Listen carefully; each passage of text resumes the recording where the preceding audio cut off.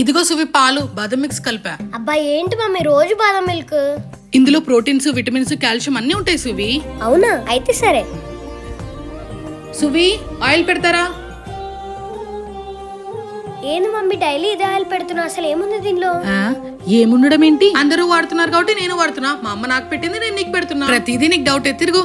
అందరూ వాడుతున్నారని కాదమ్మా, ఫస్ట్ దానిలో ఏమేమి ఉన్నాయని తెలుసుకోవాలి. చూడు నా ఫేస్ అంతా ఎంత జిడ్డు జిడ్డుగా ఉందో.